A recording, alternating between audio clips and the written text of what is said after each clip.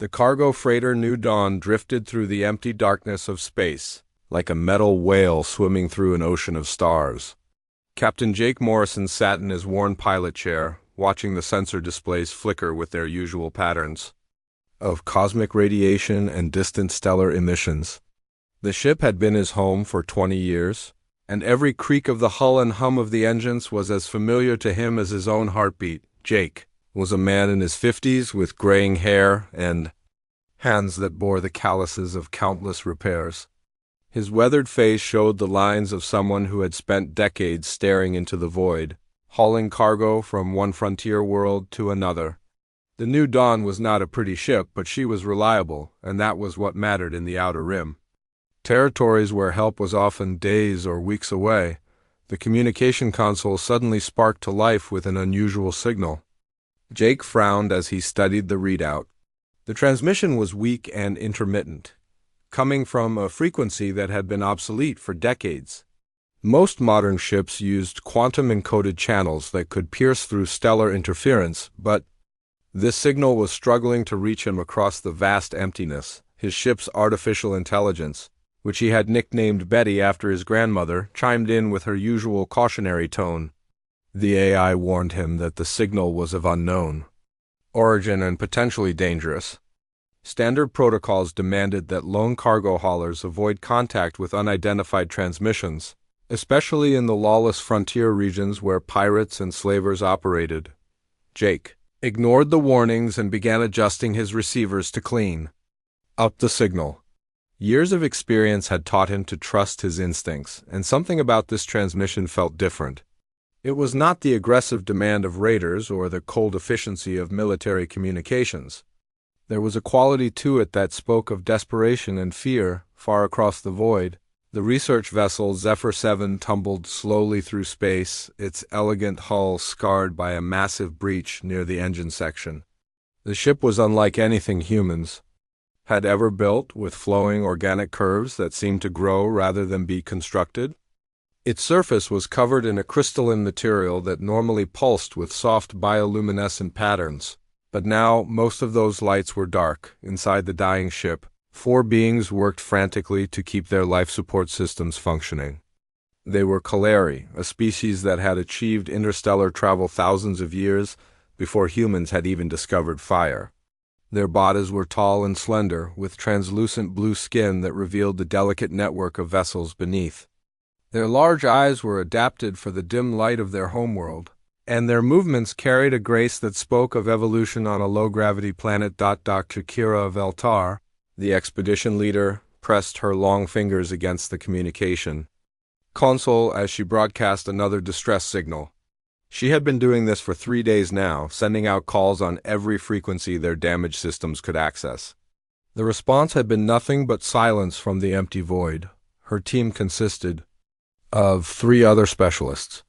Navigator Lindell worked at the broken helm controls, trying to plot a course to the nearest inhabited system with their failing engines. Engineer Morvac crawled through the ship's twisted corridors, desperately attempting to repair the quantum drive that had exploded without warning. Communications Officer Ziran, the youngest of the group, monitored the long-range sensors for any sign of approaching ships. They had been studying ancient ruins on a dead world at the edge of the galaxy when disaster struck. The quantum drive core had destabilized during their departure, sending cascading failures throughout the ship's systems. The explosion had torn through the engine compartment and damaged their navigation computers, leaving them stranded in the emptiness between stars. Dr. Veltar knew their situation was hopeless. The Kaleri were a peaceful species, and their ship carried no weapons to defend against the raiders and pirates that hunted in these regions. Even if they managed to repair their engines, they had no way to navigate without their damaged computers. Their oxygen would last perhaps another day, and then they would join the countless other beings who had died alone in the darkness. Jake Morrison continued to work on the alien signal, his fingers dancing across controls that had been modified and jury-rigged countless times over the years. The New Dawn was not a military vessel or a luxury liner, but a working ship built for the hard realities of frontier life. Every system had been reinforced, repaired, or replaced at least once during Jake's long career. The signal finally cleared. Enough for him to understand its nature. It was definitely a distress call, but the format was unlike anything in human databases. The mathematics were elegant and complex, suggesting a species with advanced technology and sophisticated understanding of physics. Jake felt a chill run down his spine as he realized he was listening to the death cry of beings from another world. Betty continued to advise against involvement, calculating the risks and finding them unacceptable. The unknown aliens could be hostile, their technology could be dangerous, and there was no guarantee that helping them would result in anything but trouble. The logical choice was to log the transmission and continue on his planned route to the mining colony on Kepler-442b. Jake stared at the sensor display for long minutes, watching the weak signal pulse like a dying heartbeat. He thought about his years in space, the countless times he had received help from strangers when his ship broke down or his cargo was damaged. The frontier was a harsh place, but it was also a place where people looked out for each other because they knew that tomorrow they might be the ones in need. Dr. Veltar noticed the change in her instruments first. Something was approaching there. Position, moving at a speed that suggested an active drive system rather than drifting debris.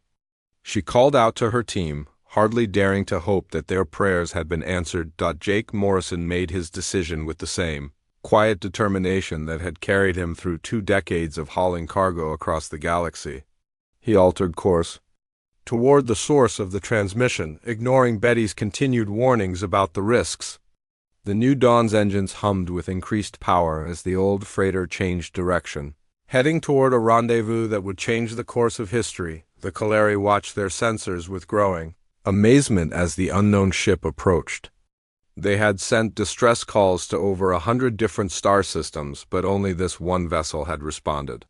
They had no idea what species crewed the approaching ship, or whether their rescuers came in peace or war, but after 3 days of dying slowly in the void, any change seemed like a miracle.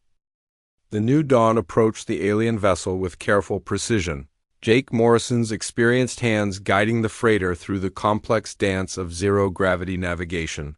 Through the viewports he could see the damaged ship clearly now, and it was unlike anything he had ever encountered in his 20 years of space travel. The hull seemed to flow like liquid metal frozen in time, with surfaces that curved and twisted in ways that human engineering had never attempted. Jake, suited up in his emergency spacewalk gear, checking each seal and connection with the methodical care of someone who had learned that space forgave no mistakes. His suit was old but well-maintained, patched in several places but still reliable. The helmet display showed him atmospheric readings from the alien ship, and the numbers made no sense to human understanding of life support systems. Betty continued her warnings as Jake prepared to leave the safety of his ship, the AI calculated. Thousands of potential dangers, from hostile aliens to exotic diseases to technology that might be incompatible with human biology. Jake listened to her concerns with the patience of long familiarity, but his mind was already made up. Someone was dying out there, and he had never walked away from a person in need. The docking procedure proved more challenging than Jake had anticipated. The alien ship had no obvious airlocks or docking ports that matched human designs. Instead, the hull seemed to have openings that were sealed with some kind of energy field that shimmered like heat waves. Jake had to use his ship's mechanical arms to create a makeshift connection, bridging the gap between the 2 vessels with magnetic clamps and flexible tubing. Dr. Veltar watched the human ship attach itself to her vessel with a mixture of hope and terror. The Kaleri had encountered dozens of alien species during their long history of space exploration, but humans were known to them only through scattered reports and rumors. The stories painted them as violent creatures who had recently achieved interstellar travel through crude but effective technology. The breach in the hull where Jake entered was clearly the result of an explosion. Twisted metal and crystalline fragments floated in the zero gravity, creating a dangerous obstacle course that he navigated with careful movements. The interior of the ship was even more beautiful than the exterior, with walls that seemed to grow from the floor like living coral. Pulsing with soft bioluminescent patterns, Jake activated his suit's translation program, hoping it would be able to make sense of any alien communication attempts. The software was designed for human languages and might not work with truly alien thought patterns, but it was the only tool he had. He moved through the corridors slowly, calling out in what he hoped was a non-threatening manner, the first Kaleri he encountered was Engineer Morvac, who had been working to repair a damaged power conduit when the human appeared. The alien froze in place, his large eyes reflecting the light from Jake's helmet lamp. For a moment, neither being moved, each studying the other across the vast gulf of evolutionary difference, Morvac was the first to break the silence, speaking in the musical language of his people.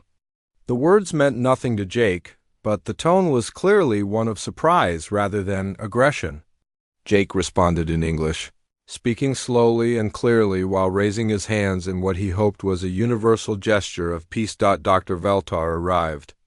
Moments later, having been alerted to the human's presence by the ship's internal sensors, she moved with the fluid grace of her species. But Jake could see the exhaustion in her posture and the signs of oxygen deprivation in her pale coloring. The translation program finally activated, producing a mechanical voice that attempted to convert the alien words into something resembling human speech. The communication was halting and filled with errors, but gradually Jake began to understand the situation. The Kaleri had been on a research mission when their ship suffered catastrophic damage. Their engines were failing, their life support was running out, and they were stranded in the emptiness between stars with no way to call for help from their own people. Jake assessed the damage with the eye of someone who had spent decades keeping aging machinery running with improvised repairs. The Kaleri technology was far more advanced than anything humans had developed, but the basic principles of engineering were universal. Power had to flow, air had to circulate, and structural integrity had to be maintained. Working alongside Morvac, Jake began to understand the alien systems. The Kaleri engineer was clearly skilled, but his people's approach to technology was elegant and refined where humans tended to be practical and direct.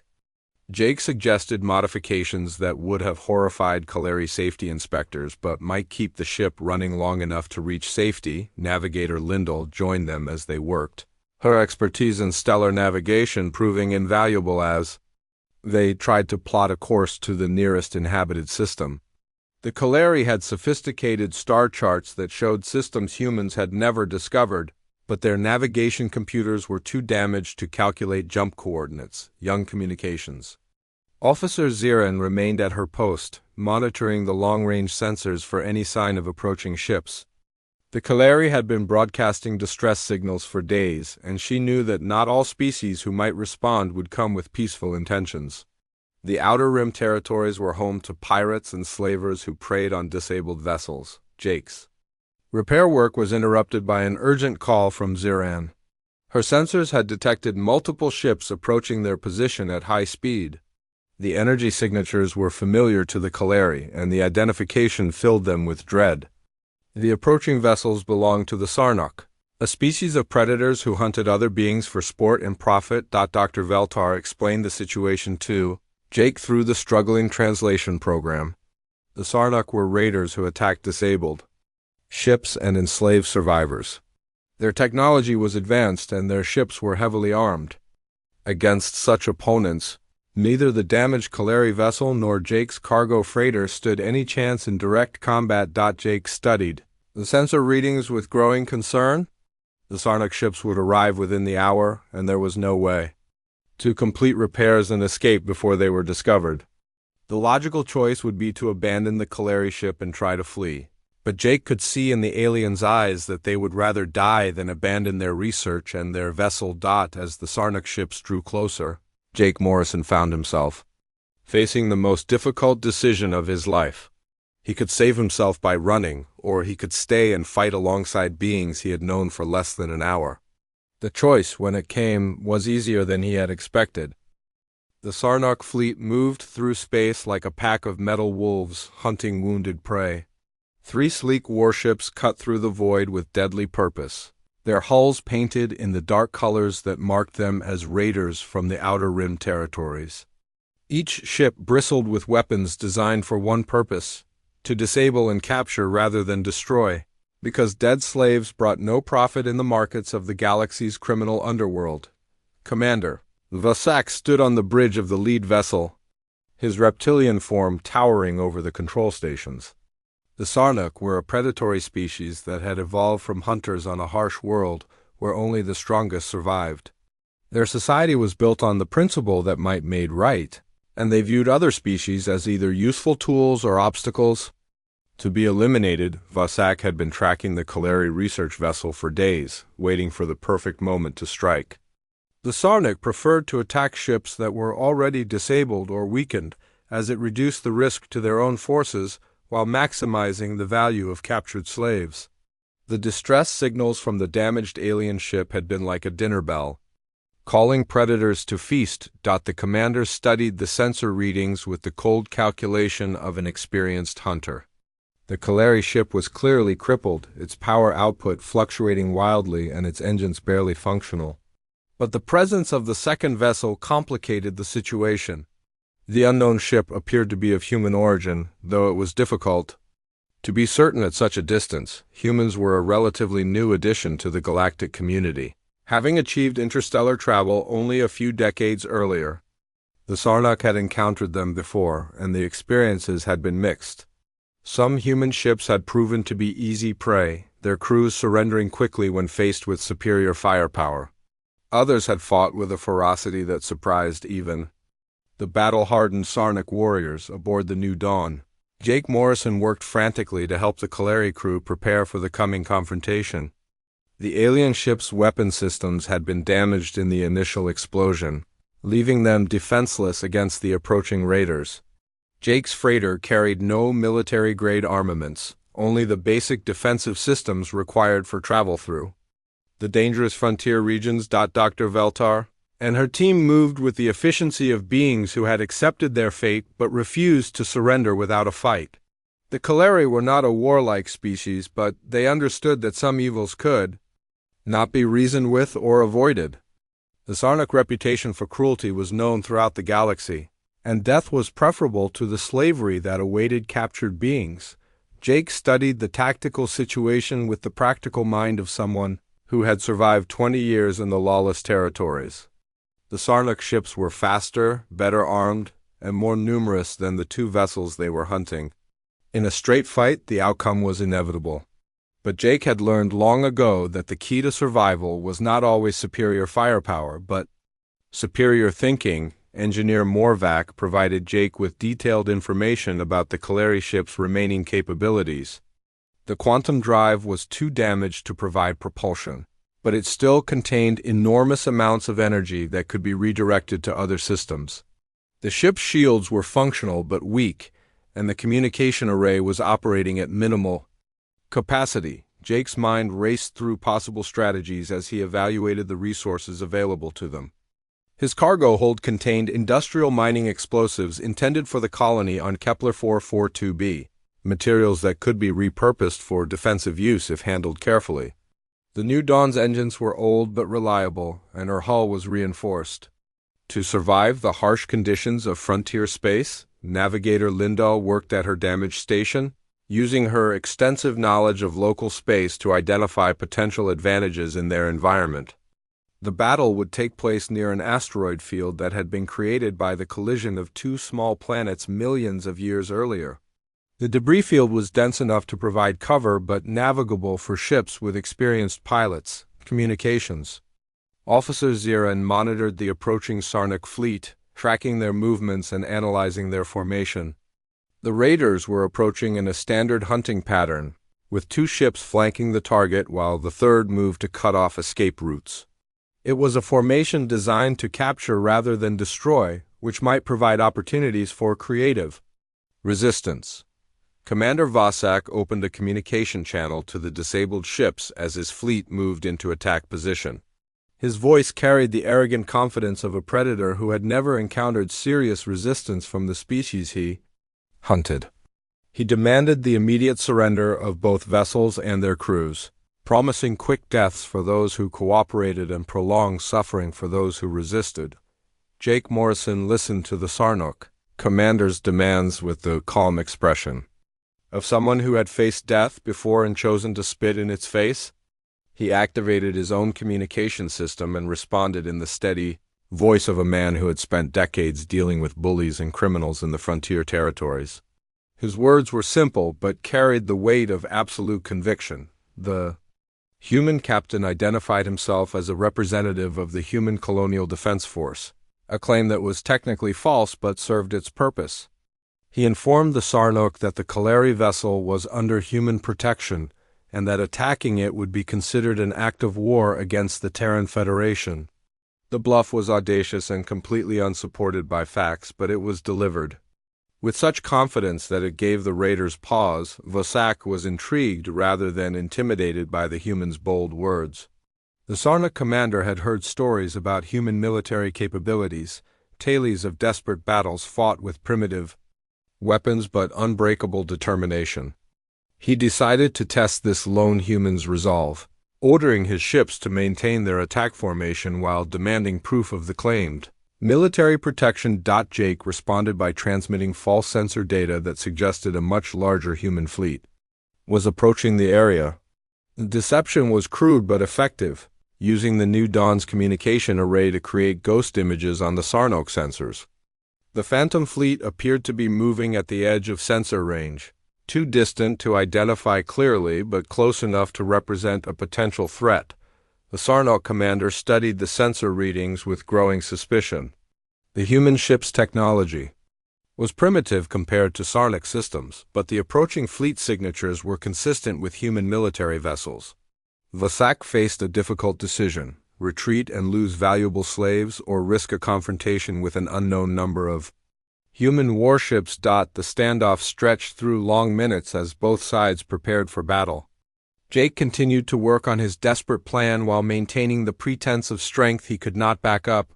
The Kaleri crew watched in amazement as a single human cargo hauler challenged an entire Sarnok fleet through nothing more than courage and clever deception. Commander Vosak grew tired of the human's deception and ordered his ships to advance into attack formation. The Sarnok had built their reputation on swift, brutal strikes against helpless prey, and no amount of clever words would change their fundamental nature. The Phantom fleet on the sensors might be real, or it might be an elaborate trick, but either way, the immediate prize was too valuable to abandon. Jake Morrison watched the Sarnok warships close the distance with the cold calculation of a man who had accepted that death was likely but refused to make it easy for his enemies. His years of experience in the frontier territories had taught him that predators respected only strength, and sometimes the appearance of strength was enough to create opportunities for survival. The plan that formed in Jake's mind was desperate, beyond measure, relying more on luck and timing than any reasonable strategy should require. He began transferring his cargo of industrial mining explosives to the Kaleri vessel, working with engineer Morvac to modify the alien ship's quantum drive system. The idea was simple in concept but terrifying in execution. They would turn the damaged research vessel into a massive weapon. Dr. Veltar understood the implications of Jake's plan immediately.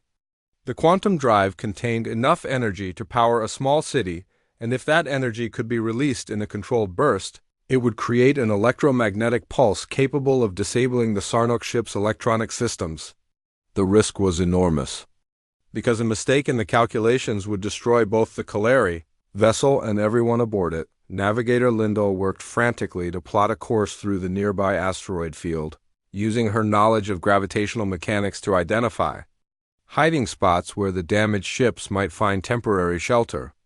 The asteroids were remnants of ancient planetary collisions, chunks of rock and metal that tumbled through space in chaotic patterns that would challenge even the most skilled pilots. Communications Officer Zirin continued to monitor the Sarnok fleet's approach while simultaneously preparing the ship's communication array for Jake's desperate gambit.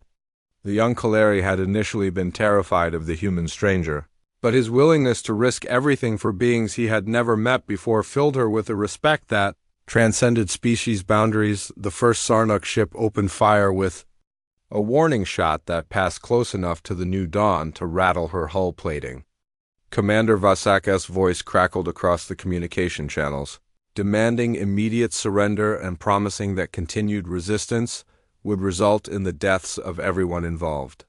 The Sarnuk commander had decided to call the humans bluff, confident that no rescue fleet would arrive in time to save the doomed vessels. Jake responded by beginning the most audacious maneuver of his long career. He fired the New Dawn's engines at maximum thrust, not away from the Sarnuk ships but directly toward them. The unexpected move caught the raiders off guard, forcing them to adjust their formation to avoid a collision with the charging freighter. In the confusion, Jake managed to position his ship between the Sarnuk fleet and the asteroid field.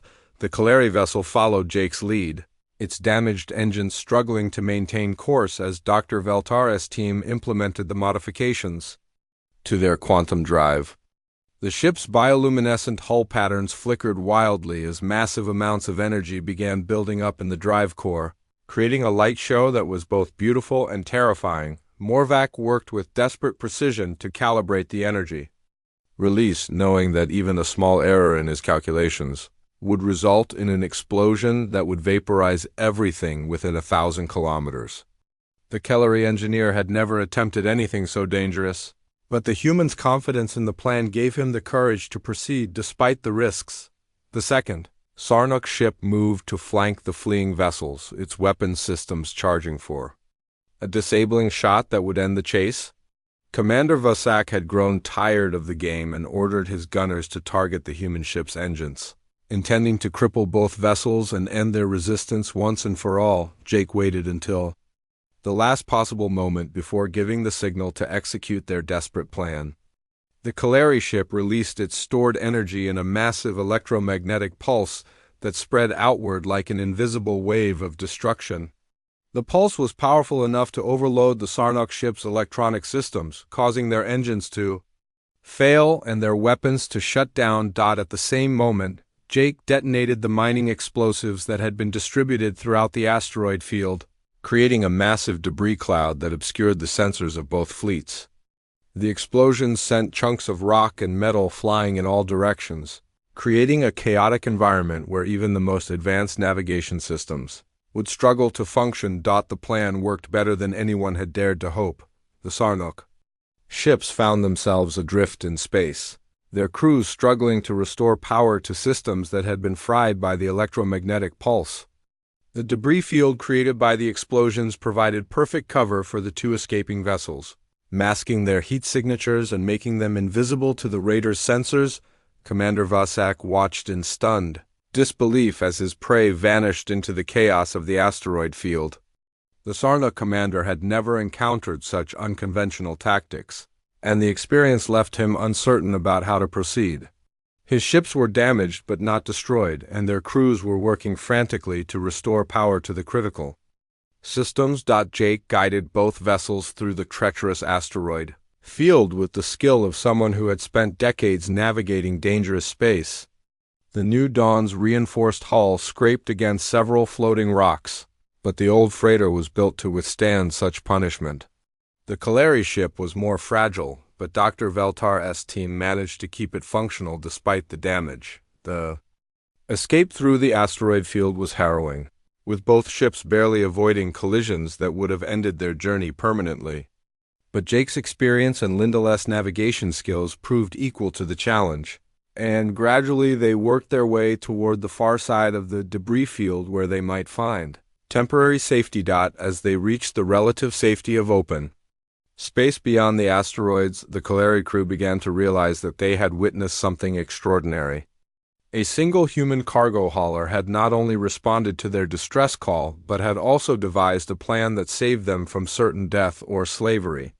The implications of Jake's actions would resonate throughout the galaxy, challenging the assumptions that many species held about humanity's place in the cosmic community. The two ships drifted in the safety of open space beyond the asteroid field, their crews working to assess the damage from their desperate escape. Jake Morrison sat in his pilot's chair, watching the sensor displays that showed no sign of Sarnuk Pursuit. The electromagnetic pulse had apparently done more damage to the raider ships than he had dared to hope. Buying them precious time to reach safety, the Kaleri vessel Zephyr 7 looked worse than before, its elegant hull now scarred by multiple impacts from asteroid debris. But engineer Morvac had managed to restore basic life support and propulsion, giving them enough capability to limp toward the nearest inhabited system.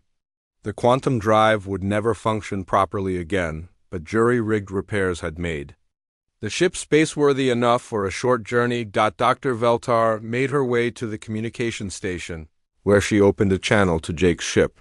The translation program had improved during their time together, learning to interpret the subtle nuances of both languages. Her first words were of gratitude, spoken in the musical tones of her people, but carrying a weight of emotion that needed no translation. Jake responded with the quiet humility of someone who had simply done what needed to be done. He deflected her thanks by pointing out that the Kaleri crew had shown remarkable courage during the crisis, working together to implement a plan that could have killed them all. The human captain seemed genuinely surprised by their praise, as if risking his life for strangers was the most natural thing in the galaxy. Navigator Lindell provided coordinates for a neutral trading station called Haven Point, located 3 days' journey from their current position. The station was operated by an independent consortium that welcomed all species and asked no questions about the past. It would be a safe place for the Kaleri to arrange transport back to their home systems and for Jake to continue his interrupted cargo run. As they traveled toward Haven Point, the two crews had time to learn about each other in ways that the crisis had not permitted. Communications Officer Ziran proved to be a gifted linguist, working with Jake to improve the translation programs and enable more natural conversation between the species. Her recordings of their encounter would become the foundation for future diplomatic contacts. Dr. Veltar shared stories of her people's history, describing a civilization that had spread across thousands of star systems through peaceful exploration and scientific discovery. The Kaleri had encountered many alien species during their long journey among the stars, but none had impressed them as much as this single human cargo hauler, who had risked everything to help strangers. Jake told them about humanity's recent expansion into space, describing a species that was young and aggressive but driven by curiosity and a desire to help others. He spoke of the frontier colonies where humans struggled to build new lives on distant worlds, facing dangers that would have discouraged more cautious species. The Kaleri began to understand that human recklessness was balanced by an equally strong sense of compassion. The journey to Haven Point was not without its challenges. The Kaleri ship's damaged systems required constant attention, and Jake found himself working alongside Morvac to keep the alien vessel functioning. The two engineers developed a mutual respect despite their vastly different approaches to technology, with the humans' practical solutions complementing the Kaleri's elegant theories. On the second day of their journey, they encountered a merchant convoy that had been attacked by pirates. Jake immediately altered course to provide assistance.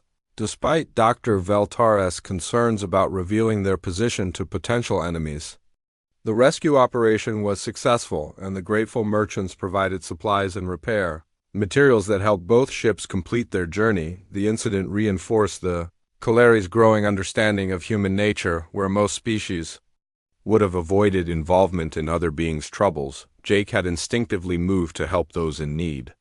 It was becoming clear that his response to their own distress call had not been an aberration but a reflection of fundamental human values. Haven Point appeared on their sensors as a massive structure built into the hull of a dead asteroid, its docking bays and market levels bustling with activity from dozens of different species. The station was neutral ground where former enemies could trade in peace, protected by automated defense systems that were rumored to be more advanced than anything the major governments possessed. Dr. Veltar made a proposal that surprised everyone, including herself. Instead of arranging immediate transport home, she requested permission to extend her mission and accompany Jake to human space. The archaeological data they had gathered included references to ancient ruins that might be of interest to human researchers, and she wanted to establish formal scientific exchanges between their species. Jake Morrison found himself in the unexpected position of being humanity's first alien ambassador, a role for which his cargo hauling experience had not prepared him. But Dr. Veltar's offer represented an opportunity that might not come again for generations, and he agreed to serve as her guide to human civilization despite his concerns about the responsibility the Kaleri scientist arranged for her research. Data to be transmitted to the appropriate authorities on her homeworld, along with a detailed report of their encounter with the human captain. The response came within hours, granting her permission to pursue the diplomatic mission and authorizing her to speak for her people in preliminary negotiations. News of the rescue spread quickly through Haven Point's diverse population, carried by the merchants they had helped and the traders who had witnessed their arrival.